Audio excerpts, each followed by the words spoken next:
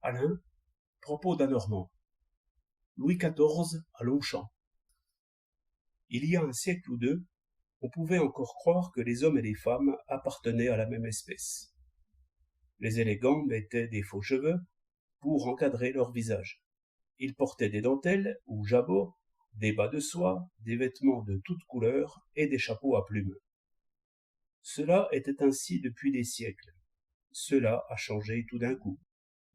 Aujourd'hui, pour un homme, l'extrême simplicité est le comble de l'élégance.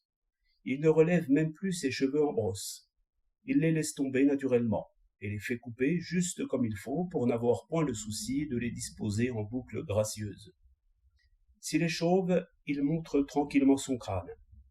Là-dessus, il pose un petit melon l'hiver, un canotier ou un panama l'été, sans le moindre panache. Qui donc porte des cheveux longs? Quelques poètes peut-être, dont les femmes se moquent. Qui donc a des chemises brodées? Quelques mariés de village. Le vêtement ne fait plus de plis. On méprise de plus en plus les larges revers et les basques inutiles. Les pieds, si longtemps torturés par la mode, se donnent maintenant du large. Une chaussure fine, qui serre le pied, est presque ridicule pour un homme. La mode veut que l'on soit à l'aise et que l'on se sente mieux dans les chaussures d'aujourd'hui que dans les pantoufles d'autrefois. De tout cela résulte une élégance masculine qui consiste en liberté, en souplesse, en un laisser-aller de tous les gestes.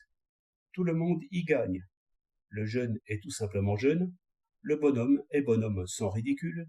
Aussi, le costume masculin a changé plus vite que les mœurs, et les couturiers n'y peuvent rien. En vérité, l'histoire ne pourrait pas citer un autre changement comparable à celui-là. Cependant, chose à peine croyable, si on nous la racontait, les femmes, sous ce rapport, n'ont point changé du tout. Ou plutôt, elles ont changé tout à fait autrement. L'homme de cour ressemble maintenant à l'homme de ville, au commerçant, à l'employé. Au contraire, toutes les femmes, et jusqu'à la midinette qui achète 2 sous de frites, ressemblent à des femmes de cour. Elles se chargent la tête de perruques, de fleurs et de plumes. Leurs vêtements ressemblent de plus en plus au plumage des perroquets. Les dentelles, les choux, les volants, les soies chatoyantes, les fards, les teintures, vous rappellent le grand siècle et les marquises poudrées.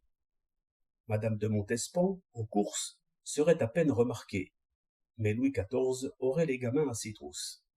Il est évident que ce fait est plein de sens, mais réellement, je ne sais comment l'interpréter.